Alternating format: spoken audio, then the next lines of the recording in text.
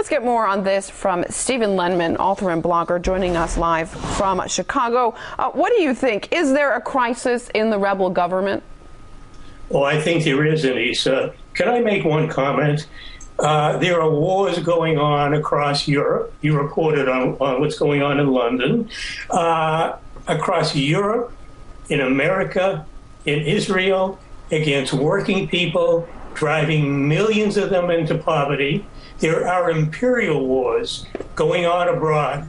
These are Obama's wars.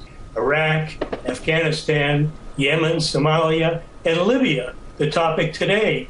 The Libya war is extremely ugly. Indeed, the rebel camp is in disarray. The executive committee was disbanded. There were unconfirmed reports that the rebels were in such disarray that they were literally contesting among each other, and the transitional council leader, Jibril, fled to Egypt for his safety. There's no confirmation of that, so I certainly can't say. Some people call it a stalemate. Others say NATO was lost. I've written that NATO was lost. There's no possible way NATO is going to win this war militarily, but they certainly can win it by imposing extreme hardships on the Libyan people. There's an AFP report out overnight in the city of Zletan.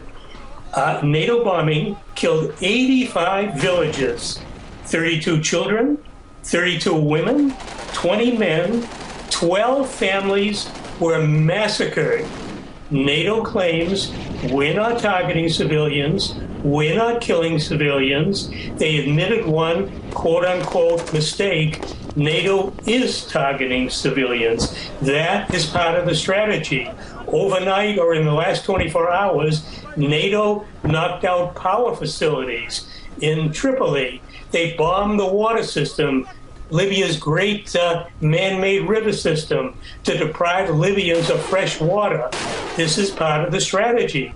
Bombing hospitals, bombing schools, bombing a university. If that's not killing civilians, I don't know what is. And a recent report published by 50 experts says there's no military solution to the crisis in Libya, and that change isn't likely for 2 or 3 years, which of course would mean hundreds of billions of dollars. What's your take on that report? I think it's very possible, but once a plan is made, and this conflict did not begin last February, and the bombing, of course, began in March. This conflict was planned many, many months in advance of that, maybe years in advance of that. And once there were many plans made that sit on the shelf gathering dust and they're never implemented. There have been talks about wars against Iran for years. I know there are plans that have been made, but nothing has ever happened. Maybe nothing ever will happen. But once a campaign begins, and this campaign began last winter, and then the bombings that began March 19th, NATO, meaning Washington, is in it to win. They may lose the first round. I honestly see this playing out, and I have no way of knowing. Like the Balkan wars of the 1990s, they went on throughout the whole decade, didn't succeed until finally in 1999, the horrendous war that went on, I think, for 72 days against Serbia and Kosovo, literally destroyed the ability of Serbia, especially Belgrade and other Serbian cities, to function, destroyed the entire infrastructure. I see this going on in Libya right now, in Gaddafi-held territory. NATO may not win this round. They may pull back. They may go through so-called negotiations, but they will come back and they will do more until they prevail. Probably they will in the end, but the initial round, I think they've lost.